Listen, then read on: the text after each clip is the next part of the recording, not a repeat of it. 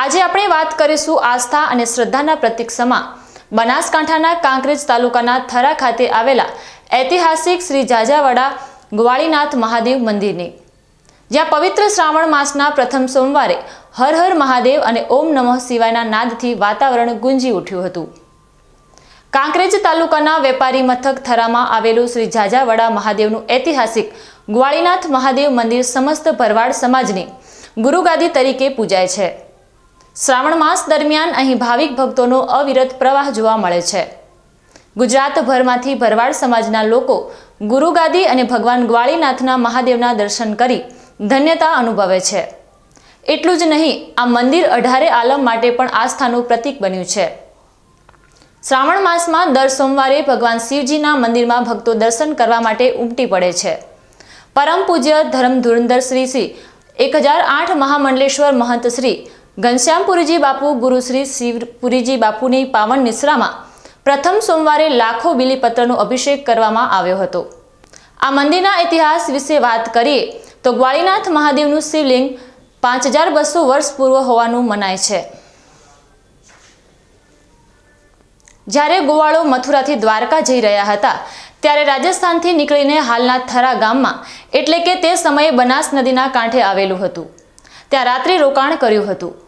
રાત્રે ગોવાળોના વડા, જેમને જાજાવડા કહેવામાં આવતા, તેમને સ્વપ્નમાં શ્રી કૃષ્ણ ભગવાન આવ્યા। શ્રી કૃષ્ણ ભગવાને તેમને જણાવ્યું કે હવે દ્વારકા જવાની જરૂર નથી, કારણ કે દ્વારિકા નગરી દરિયામાં ડૂબી ગઈ છે। તેમણે કહ્યું કે જ્યાં રાત્રે રોકાણ કર્યું છે ત્યાં મથુરાથી દ્વારકા જતા તેમના હાથે જ સ્થાપિત કરાયેલું તેમના વહાલા નાથનું શિવલિંગ મળશે। શ્રી કૃષ્ણ ભગવાને તેમને ત્યાં જ સ્થિર થવાનું કહ્યું। ભરવાડો આ જગ્યાએ સ્થિર થયા, તેથી આ ગામનું નામ સ્થિરા પડ્યું અને સમય જતાં સ્થિરા શબ્દનો અપભ્રંશ થવાથી થરા શબ્દ અસ્તિત્વમાં આવ્યો। આ ઐતિહાસિક મંદિરમાં હજારો ભક્તો દર્શનાર્થે આવે છે અને પરમ પૂજ્ય ધર્મ ધુરંધર શ્રી 1008 મહામંડલેશ્વર મહંત શ્રી ઘનશ્યામપુરીજી બાપુ ગુરુ શ્રી શિવપુરીજી બાપુના આશીર્વાદ મેળવીને ધન્યતા અનુભવે છે। તાણા, થરા સહિત આસપાસના નગરજનો પણ વિશાળ સંખ્યામાં શ્રાવણ માસના દર્શન કરી ધન્યતા અનુભવે છે। આ અંગે સંત શ્રી ભરતપુરી બાપુ ગુરુ શ્રી ઘનશ્યામપુરીજી બાપુએ જણાવ્યું હતું કે આ ઐતિહાસિક મંદિરમાં શ્રાવણ મહિનાના દર સોમવારે શિવલિંગ ઉપર લાખો બીલીપત્રનો અભિષેક કરવામાં આવે છે। શ્રી કૃષ્ણ ભગવાન મથુરાથી દ્વારકા જતા અહીં રોકાયા હતા, તેવા આ ઐતિહાસિક મંદિરે શિવલિંગ પર લાખો બીલીપત્રનો અભિષેક કરવામાં આવે છે। ઓમ નમઃ શિવાય, હર હર મહાદેવ। આ પવિત્ર શ્રાવણ માસની શરૂઆતથી ભગવાન ગ્વાળીનાથ મંદિર થરા ખાતે ગ્વાળીનાથ મહાદેવનું મંદિર બહુ પુરાણું છે, બહુ જૂનું છે। એમ કહેવાય છે કે ભગવાન કૃષ્ણ જ્યારે વ્રજભૂમિ છોડી અને દ્વારકા પ્રણય કર્યું ત્યારે અહીં એક રાત રોકાઈને ગોવાળીઓ સાથે અને દ્વારકા ગયેલા, એટલે આ મહાદેવનું નામ પડ્યું છે ગ્વાળીનાથ મહાદેવ। અહીં દર શ્રાવણ માસની અંદર, દર સોમવારની અંદર લાખો બીલીપત્ર ભગવાન ગ્વાળીનાથના શિવલિંગ ઉપર ચડે છે, દૂધના અભિષેક થાય છે, જળ અભિષેક થાય છે। અહીં રાજ્યભરમાંથી સમસ્ત ભરવાડ સમાજ તેમજ અમારા બનાસકાંઠા જિલ્લાની ભાવિ ભક્તો અહીં લાખોની સંખ્યામાં દર સોમવારે દર્શન કરતા હોય છે। તેમજ ભગવાનના અહીં ચારેય સોમવાર, રક્ષાબંધન અને જન્માષ્ટમીનો અહીં બહુ મોટો તહેવાર હોય છે। હાલ અમારા અહીં આ મઠના ગાદીપતિ પરમ પૂજ્ય 1008 મહામંડલેશ્વર ઘનશ્યામપુરીજી મહારાજ છે, એના આગળ શિવપુરી બાપુ હતા। એટલે એમ કહેવાય કે આ મઠ બહુ પૌરાણિક મઠ છે અને સમસ્ત ભરવાડ સમાજની ગુરુગાદી તરીકે અહીં ભારતભરની અંદર પ્રખ્યાત છે। ભગવાન ગ્વાળીનાથ બાપા ભોલેનાથ સમસ્ત વિશ્વનું, ભારત દેશનું અને ભરવાડ સમાજનું કલ્યાણ કરે, ખૂબ સુખ, શાંતિ, સમૃદ્ધિ આપે એવા ભગવાન ગ્વાળીનાથ જાજાવડા દેવના સમસ્ત ભારતકનને આશીર્વાદ। કૃષ્ણ કનૈયા લાલ કી। 5200 વર્ષ પ્રાચીન આ મંદિરમાં શ્રાવણના પ્રથમ સોમવારે દૂર દૂરથી દર્શનાર્થીઓ દર્શન કરવા આવતા હોય છે। અત્યારે શ્રાવણ માસ ચાલી રહ્યો છે, ત્યારે દૂર દૂરથી દર્શન કરવા આવતા ભક્તો પણ અહીં દર્શન કર્યા બાદ ધન્યતા અનુભવી રહ્યા છે અને પોતાના અનુભવો વ્યક્ત કરી રહ્યા છે. આજે પવિત્ર મહિનો શ્રાવણ મહિનો ચાલે છે.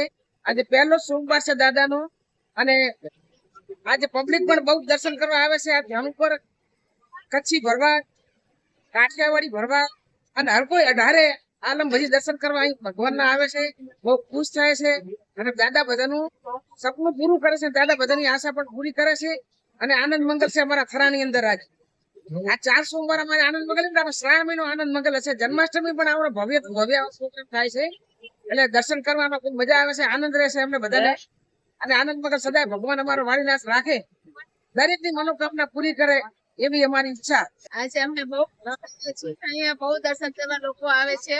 અહીંયા વાડીનાથ દાદા બધાની મનોકામના પૂર્ણ કરે છે.